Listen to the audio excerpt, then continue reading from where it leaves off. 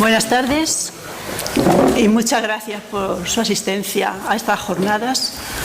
También agradecer a quien las propicia, el Ayuntamiento, la organización, Diego, Alberto y, como no, a nuestro archivero, José Manuel.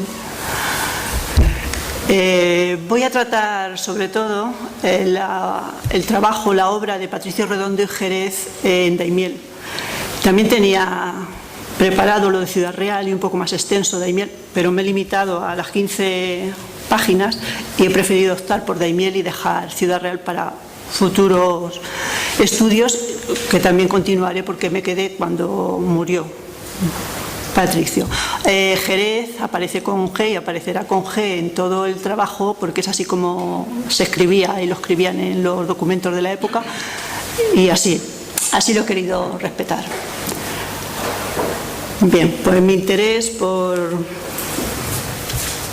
Patricio Redondo y Jerez comenzó por otras razones y ha ido derivando poco a poco en este trabajo que estaba preparado hace 4 años y que ha sido este año cuando por fin ha visto la luz.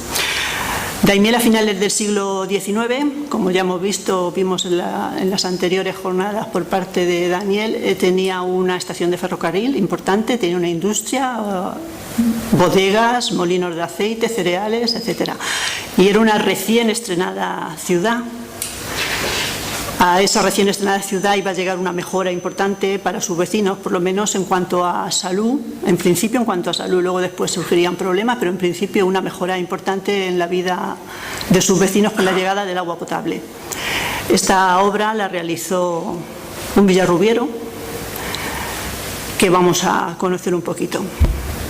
Fue alcalde en Villarrubia y estuvo muy ligado él y su familia a la política, tanto en Villarrubia como Daimiel. A partir de 1 año, 2 años después de ser alcalde en Villarrubia, parte de la familia Jerez se traslada a Daimiel.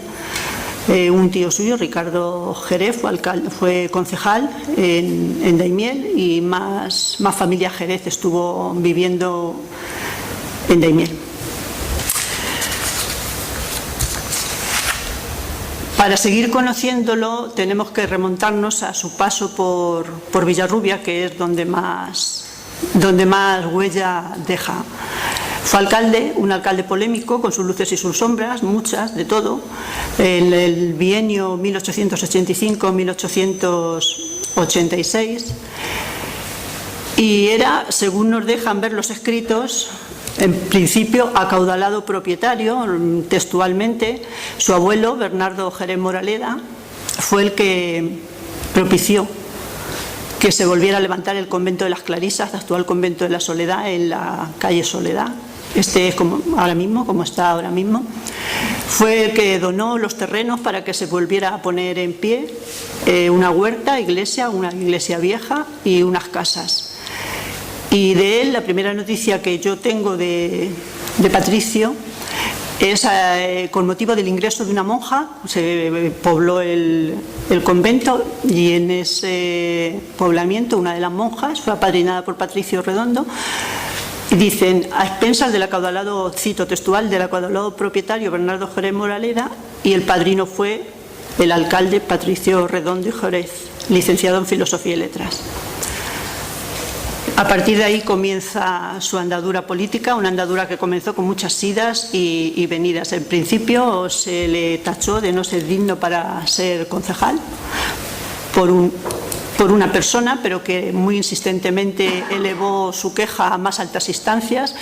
De cualquier forma, no solo fue concejal, sino que en ese mismo pleno donde iba a nombrarle concejal salió nombrado alcalde con 8 votos a favor, y 1 tuvo su oponente, Milla, que era en esa ocasión quien estaba siendo alcalde.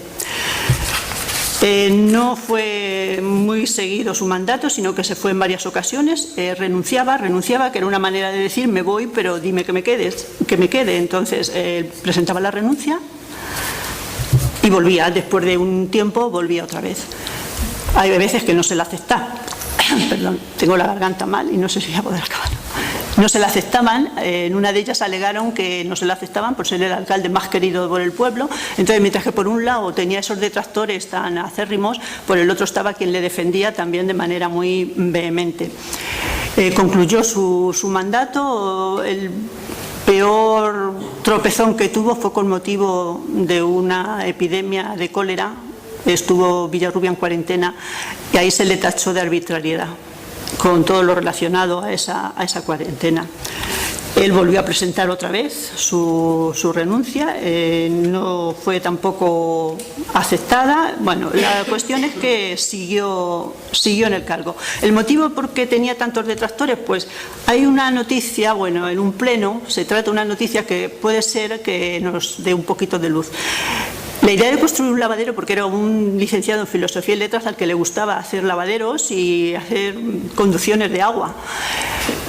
Allí propuso también hacer un lavadero en Villarrubia, un lavadero y un baño para caballerizas. Y los fondos con los que pretendía hacerlo eran los destinados para los labradores necesitados y también para obras públicas, o sea que estaba dentro de la ley porque eran obras públicas. Pero es fácil suponer que la mayoría de los vecinos de Villarrubia consideraban más importante que fuera destinado a los labradores necesitados que hacer un baño para caballerizas. Es un ejemplo que puede que no tenga, pero que a mí me ha parecido ilustrativo, por intentar esclarecer un poco de dónde viene esa poco aprecio por algunas personas que, por otro lado, era muy, muy querido. Se casó con Pilar Portocarrero, ella tenía 20 años, el 33, un año después de haber concluido la llegada de las aguas aquí a Daimiel, en el año 1891. En esa época era vecino de Ciudad Real y costa de ejercicio propietario. Vivió en Villarrubia hasta que acabó el mandato. Después se supone que se trasladó a Daimiel, aunque sigue siendo vecino de Ciudad Real en muchos escritos. Pero bueno, tenía su calle, cuando falleció su domicilio estaba en la calle Progreso. Creo que puede ser la casa en la que también vivió Joaquín Pinilla, el primer Joaquín Pinilla, el de 1890 también, fue alcalde por esa época, que vivió ahí al principio de casarse, luego se trasladó a la casa grande de General Espartero. Creo que fue la misma casa. También hizo un intento, se firmó la escritura de llevar aguas a Ciudad Real. Eso lo he dejado apartado. Aquí tenemos noticias de esa conducción de aguas porque se trató en un pleno en 1887, cuando estaba en negociaciones con Daimiel, también estaba en negociaciones con Ciudad Real para hacer lo mismo desde la finca de la Llozar, llevar el agua a los depósitos tanto de Ciudad Real como de Daimiel. En Daimiel fructificó. En Ciudad Real pues le costó más y al final, bueno, ahí se ha quedado a medio el estudio, pero no creo que llegara a buen puerto.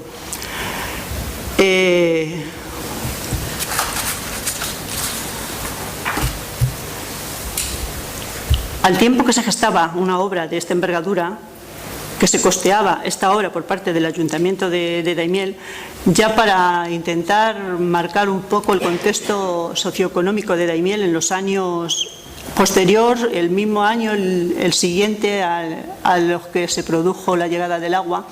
Como decía, al mismo tiempo que estaba una obra importante, con un coste importante también, había obras menores que estaban desatendidas por parte del ayuntamiento. Por ejemplo, la Torre de San Pedro tenía peligro de derrumbe, se necesitaban 1.500 pesetas y no se conseguían por falta de fondos en las arcas públicas.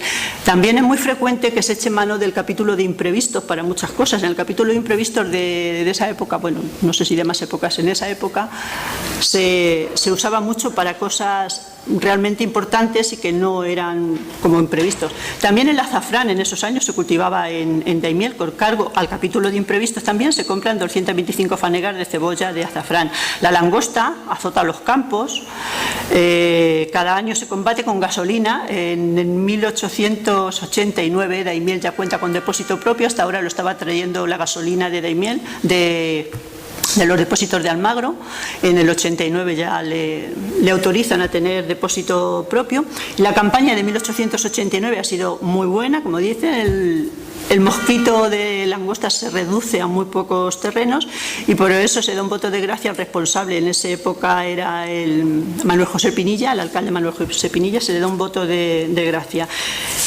El recurrente problema de la langosta nos llega a 1890, cuando un hecho conocido, un luctuoso hecho, el 6 de mayo, la comisión encargada de combatir la langosta El ingeniero Ramón Rivas, el teniente alcalde Salvador Torres y Manuel Mauri, junto con el alguacil Vicente Madrilejos, perecieron ahogados en Zacatena, el sitio El Cachón de la Leona. Es algo que conocemos y que fue el mismo año, unos días antes de que se inaugurara la traída de las aguas. Esto fue el 6 de mayo, la traída de las aguas fue el 18. Las epidemias, cólera, viruela, siguen haciendo estragos en la población. Se ordena la quema de ropa para prevenir la viruela.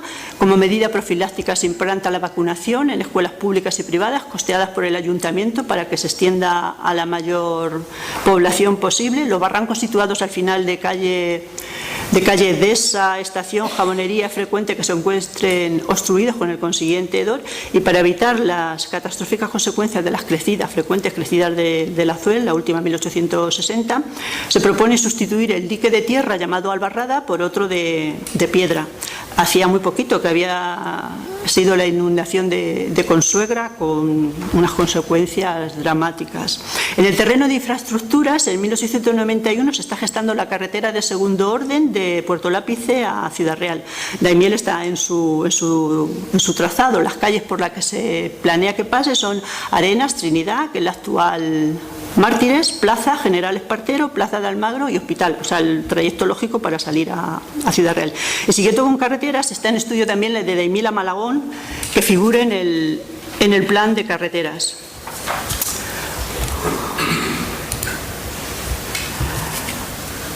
Con las modificaciones oportunas, estos son los dos reglamentos.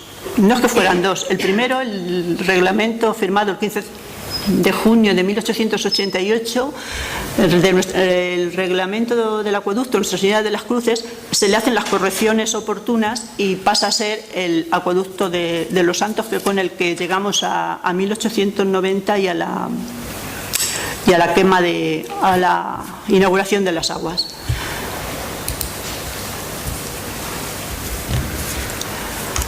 Aquí he puesto solo algunas porque son muy extensas y aburridas.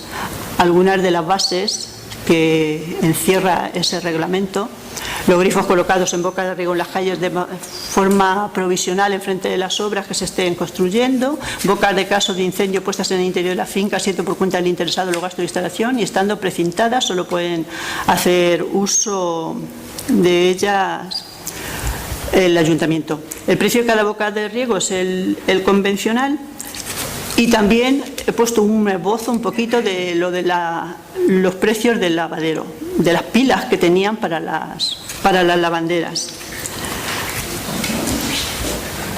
Las cubas que iban por las calles, y también las particulares. La venta de fuentes en las calles.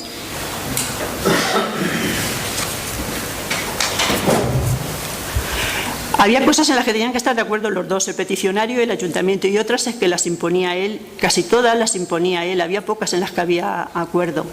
Él decía el número de calles, pero el número de calles se consensuaba, el sitio lo decidía él. Por ejemplo, las suscripciones, por ejemplo, se hacían mediante póliza antes de que el propietario realice ningún gasto.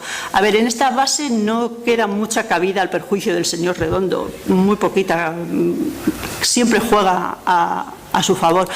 Se nos revela en todo el trabajo como un astuto negociante que saca partido de todo y que no suele perder. Las fincas, las casas, las suscripciones mediante póliza serán antes que el propietario realice gasto. El mínimo de arriendo será de 10 años a razón de 1 hectolitro por día.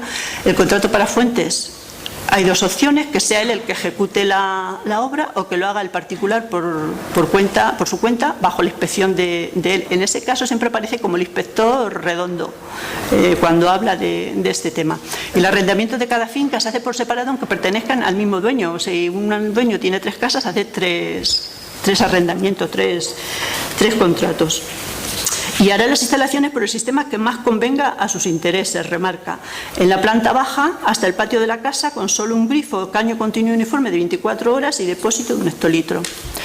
Admitirá suscripciones por 10 decalitros diarios como mínimo, y el pago de estos abonos será a mensualidades adelantadas. Esto es la modificación más importante que tiene con respecto al primero, al de las cruces. Pasa a 10 decalitros en vez de 5, y las mensualidades se pagan adelantadas en vez de vencidas. Concluido el plazo de arrendamiento, el abonado podrá reservar en las mismas condiciones la continuidad y si no quiere seguir tiene que pagar los gastos de cerramiento. Eso sí, se queda con todo el material, quiere decir, se queda con los grifos, con los caños y con todo eso.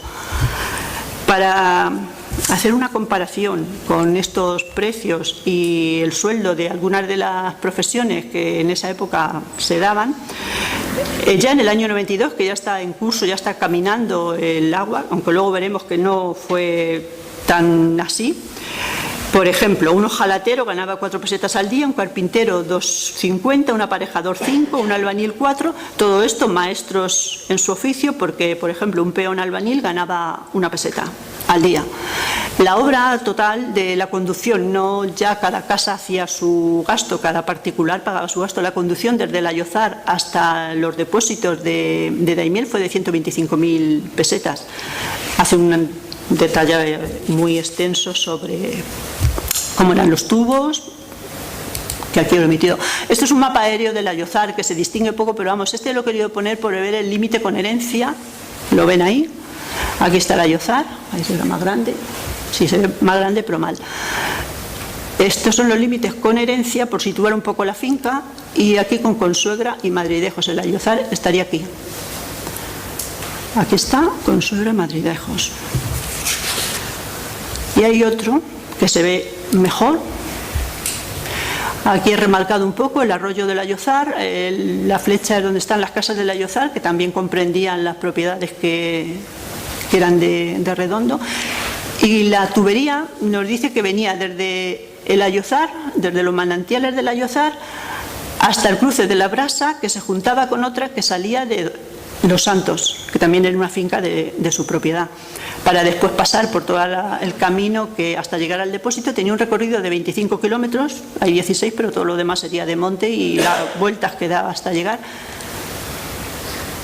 hasta el depósito de Daimiel, que ahora veremos donde estaba en el Cristo, pero ahora vemos. En la finca del Ayozar, en el camino de Consuera, de 3 fanegas con olivas y árboles frutales y agua suficiente para dotar de agua a Daimiel.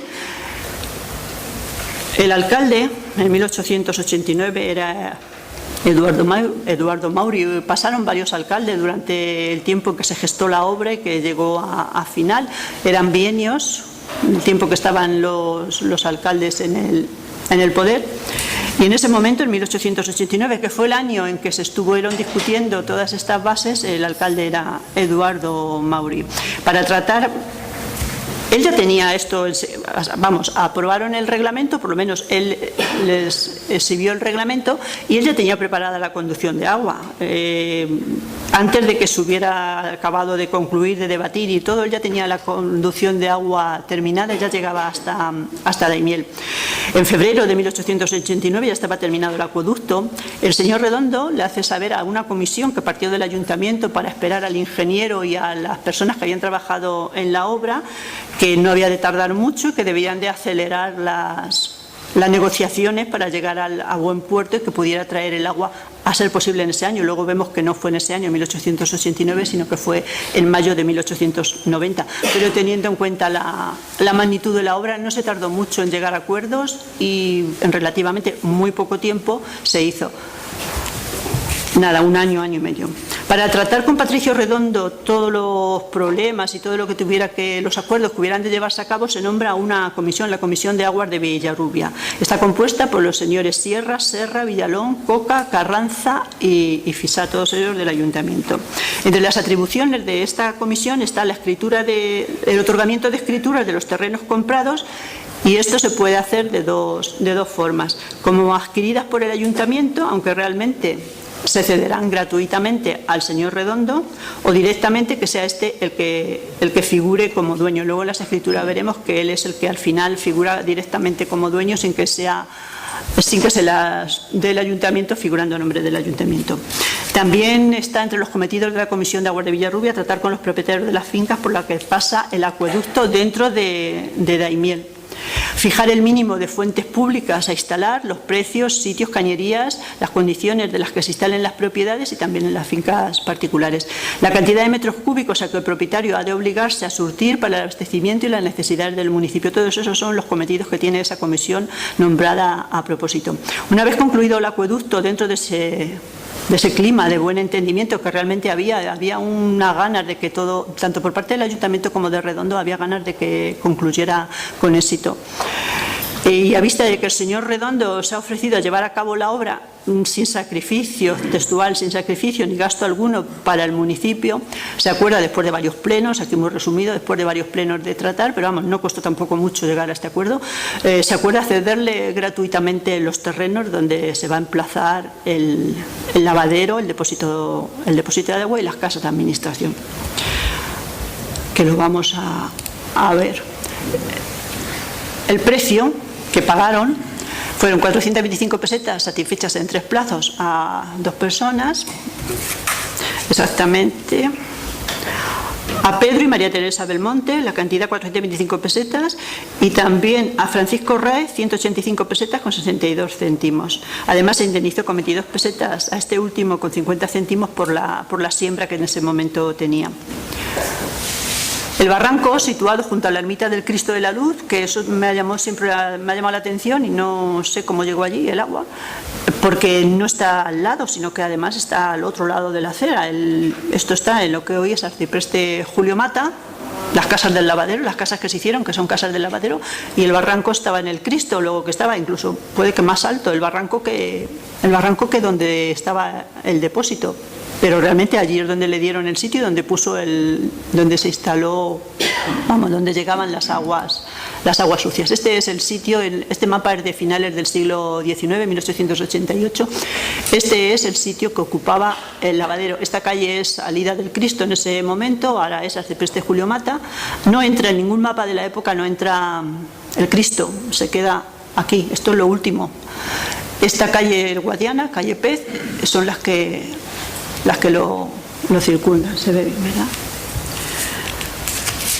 Pero no solo hacía falta las casas que ya habían comprado con el precio que acabamos de ver, sino que el ornato de la fachada necesitaba que se adquirieran más casas. Entonces se volvió a pasar por sucesivos plenos, para ver cómo se pagaba. Bueno, al final se quedó en que pagaban a medias el señor Redondo y el Ayuntamiento los gastos de estas casas imprescindibles, según decía Patricio, para el ornato de la fachada, que ya estaba hecha, que al final se tardaron, pero bueno, en 2 meses se hicieron. Lo anterior, con los anteriores vecinos, había tal ánimo de entendimiento que en un día llegaron al entendimiento con ellos. En un pleno se vio, el día siguiente ya había entendimiento, ya estaban pagadas las casas y ya se había adquirido el Ayuntamiento, o sea que fue rapidísimo. El ornato, como hemos dicho, de la fachada y recorría que se expropiaran esas casas, y solar situado frente a la derecha del edificio. Estos pertenecían a Bartolomé Honrado, Agustín Rodríguez, viuda de José Astillero, Zoilo Fernández, Serapio Rodríguez, Manuela Clemente, Petra Gutiérrez y Julián Aparicio, unas pocas casas. A esto, como hemos dicho, contribuirá el señor Redondo con la mitad de los gastos. Como la compra se dilataba por falta de fondos en el Ayuntamiento, esto ya no lo cargaban al capítulo de imprevistos. El Redondo tenía ganas de que poder al final acabar y concluir con éxito esto, puesto que en Ciudad Real estaban como muy paradas las obras, pues se decantó, parece ser, por Daimiel. Se ofrecía pagar en la totalidad de las casas, de las últimas casas que he comentado. Eso sí, que con la condición de que cuando hubiera fondos en el Ayuntamiento se le pagaran. Entonces, en ese pleno se dejó ya previsto que se cargaran los presupuestos del ejercicio siguiente. Los interlocutores, en este caso la comisión que se había formado para tal efecto y un letrado que nombra Redondo, no siempre es el que convenia ni el que discute los convenios ni llega a acuerdos, sino que nombra un abogado para que lo haga con la comisión. Muchas de estas se realizan con conferencias telefónicamente, muchas conversaciones entre el abogado y la comisión.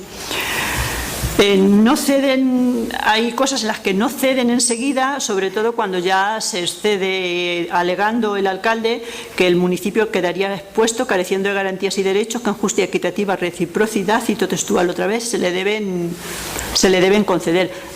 Tardan un poquito más, pero al final llegan a un acuerdo, como digo, siempre satisfactorio para Redondo.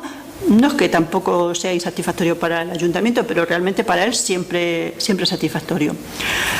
Si la razón de la conveniencia de esta obra de innegable envergadura es la de reportar una mejora a la vida de los de Milenios y para ellos ha hecho un esfuerzo económico importante con cargo a las arcas municipales, pues es natural y forzoso que se exija al peticionario que cumpla unos mínimos que ya quedaron expuestos en las bases que se aprobaron. Este es actual, casi actual ahora mismo, donde sí se ve el Cristo. Lo he puesto porque veamos el Cristo. Esto sería, la forma es la misma en todos los mapas, lo ven, y no está al lado, está relativamente lejano, al otro lado, pero la cuestión es que el barranco para las aguas llegaba hasta allí. Para velar porque se cumplían esos acuerdos que estaban siempre con vaivenes, se designa al síndico don Manuel Ruiz de la Sierra para que trate con el letrado, como decía, nombrado por Redondo, sobre todo la forma en la que deben redactarse las condiciones y la de la cesión de los terrenos. El letrado y síndico se enzarzan en conversaciones, discusiones, hasta llegar a acuerdos. Tardan en llegar un poquito, pero al final llegan, las bases son aprobadas en pleno. El alcalde, cuando llegan, sigue siendo Eduardo Maure, que cuando el síndico Sierra y el propietario son los encargados de presentarla ante el notario para otorgar escritura. Habrá más escrituras, esta no será la definitiva, se suceden las escrituras, cada 2 años se hace una nueva escritura con nuevas, sobre todo porque no cumplía lo establecido, como veremos, seguían sin funcionar fuentes y seguían cosas a medio hacer, entonces volvían otra vez a hacerse escritura, volvía otra vez a negociarse, volvía otra vez a lo mismo. El 11 de diciembre de 1889 es cuando se firma la escritura en la que queda reflejado el compromiso de Redondo de surtir las fuentes públicas con 25 metros cúbicos mínimo, y si no fueran suficientes se volverán a acordar las condiciones. El ayuntamiento, por su parte, se compromete a conceder por 90 años la exclusividad sin gravamen alguno a perpetuidad.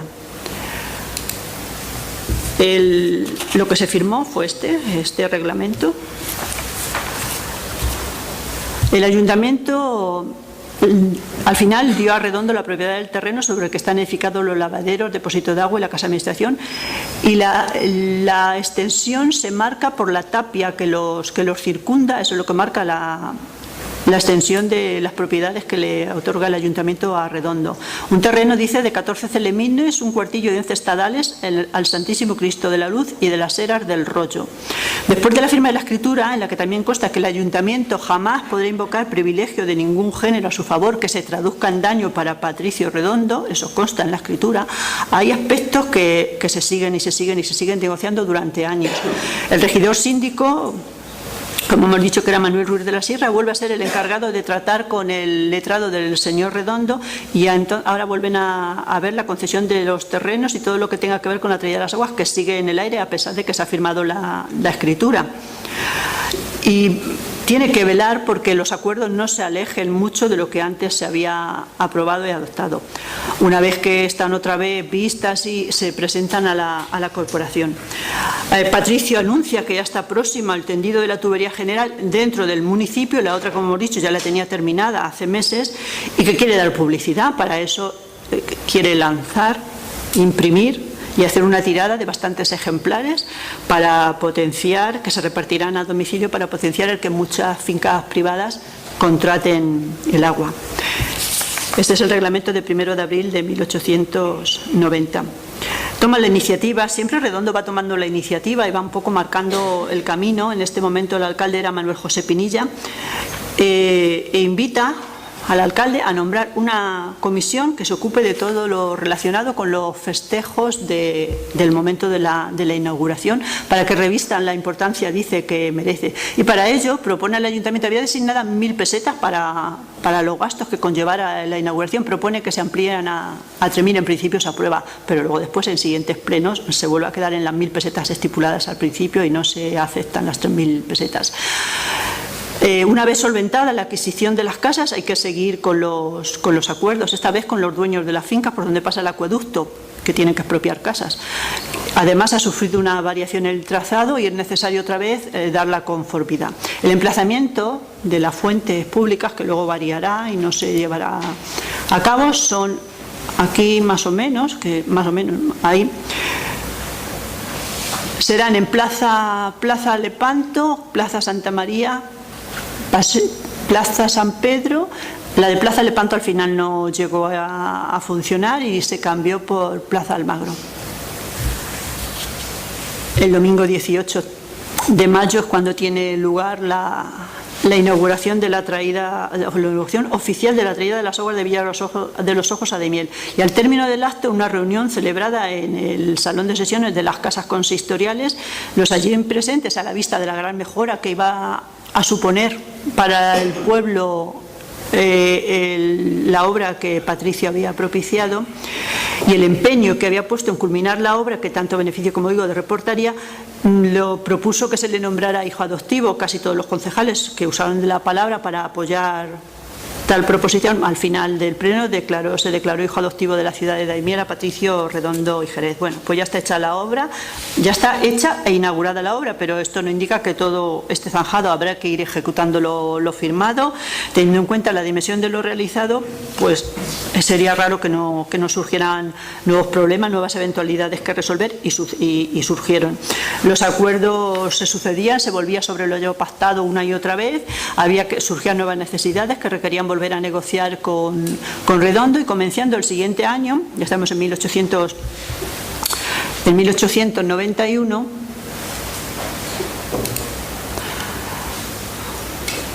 sí, en 1891, en enero. En 1891 es cuando se instalan las fuentes que no llegaron a funcionar, que hemos visto antes. En 1892 se pide que se ponga en la casa consistorial escuelas de nueva construcción, que eran en calle Quevedo, calle Libertad, calle Ciudad Real y plaza de teatro. Y la instalación de bocas de riego, que esto trajo hasta 1897 que no funcionaron. El paseo de San Pedro, paseo de la estación y la fuente central del parterre de Santa María. El parterre de Santa María estaba recién hecho, llevaba poquito tiempo inaugurado los paseos de Santa María, se habían expropiado las casas de la calle Tecia, bueno, eso ya se vio en otra ponencia. Se instala en Boca de Riego al final, después de mucho tiempo. La única que funcionaría sería la de Santa María, las demás seguían sin funcionar pasados los años. El canon por el que se va a pagar es de 2.000 pesetas pagadas trimestralmente. Y era necesario otro convenio para surtir la fuente central de Santa María, otro convenio aparte del que ya hemos dicho. Todo esto había que aprobarlo por unanimidad y llevó su tiempo. El 31 de marzo del 84 se realiza la segunda escritura sobre todas las propiedades, la finca y todo lo que pertenece a Patricio Redondo. En ella figura don Joaquín Escoda, ingeniero y perito agrónomo, como director del proyecto y la construcción de conducción de aguas potables a esta ciudad. Y con el fin de escribir a nombre de don Patricio las referidas obras y el alumbramiento de aguas, se enumeran las construcciones de que consta, que ya las hemos ido viendo: la conducción de aguas desde el depósito a las fuentes de la población, con tubería de hierro, que son 4, las instaladas en Plazuela, Almagro, Santa María, San Pedro y Altillo. Aquí, como ven, ya no está la de Plaza Lepanto y sí la de Plazuela, Almagro. La tubería de hierro de 8 centímetros de diámetro y 1 centímetro de grueso. Conduce las aguas de la parte de la finca de Villarrubia de los Ojos. Tiene una latitud, como dije, de 25 kilómetros. Pasa por terrenos de propiedad de varios vecinos de Ciudad de Daimiel y de Villarrubia. Y el coste de la zanja, como también dije antes, es de 125.000 pesetas, con abertura y cierre, 4 kilos de plomo que lleva cada tubo y la pegadura. El depósito, esto está extraído, hay muchas alusiones al depósito y a la obra de Patricio, pero me he quedado con esta, que es de Gaspar Fisá Orobio, 1904, Epidemia de sarampión en Daimiel, en la que hace alusión a las bondades que ha traído el agua potable a Daimiel y el depósito magnífico, un depósito magnífico, el mejor de la provincia. Como en esa época había, como hemos dicho, muchas epidemias, muchos problemas de salubridad. Entonces remarcaban mucho lo que en cuanto a salud significaba. Nuevas fuentes, y no en la estación. En la estación nunca se llegaría a poner fuente porque, según decía, se transminaba el agua y no podía llevarla hasta allí. Entonces la cambió por la casa de beneficencia. En vez de llevarla a la fuente de la estación, llevaría el agua e instalaría una fuente en la casa de beneficencia. La fuente monumental del parterre funcionaría. Esto ya nos hemos ido, se vuelven a hacer otra escritura. En 1897 vuelven a hacer otra escritura sobre lo que se volvió a debatir. Funcionará de 15 de junio a 15 de septiembre. Y también las festividades marcadas, de 6 a 9 de la tarde, de 6 de la tarde a 9 de la noche. Las festividades son Corpus, el Día de la Virgen del Carmen, Feria y el Señor. Me llamó la atención lo de la Virgen del Carmen, en ese momento lo consideraban muy, muy importante. Continúan las protestas en 1897 por la falta de compromiso de Redondo. En agosto de ese año, 7 años después de la inauguración, don Manuel José Pinilla, que había sido alcalde anteriormente, dice no recibir la cantidad de agua que está pagando el ayuntamiento, 2.000 pesetas anuales. Y también pide que se cumpla con lo acordado en contrato respecto de surtir la boca de riego los paseos de San Pedro Estación, lo que nos dice que el paseo de San Pedro tampoco estaba funcionando. Las fuentes de las escuelas y el ayuntamiento tampoco funcionan, por eso únicamente el parterre tiene boca de riego. No obstante, en el canon establecido se está pagando religiosamente. Bueno, total, acaban un dictamen de Hacienda en que le dan 8 días para que subsane todo lo expuesto anteriormente. Lo va subsanando, me imagino que quedan muchas cosas porque después siguen pasando, sigue teniendo avatares esto. Y Filiberto Lorzano deja paso como alcalde a Ramiro Laguna en julio de 1897 y un nuevo contrato es necesario para contener en él las modificaciones hechas con posterioridad a las bases. Se sigue debatiendo el riego de San Pedro, aquí no están instaladas tuberías y el coste ya al final se hará entre el ayuntamiento y Redondo. Muchas gracias por su atención.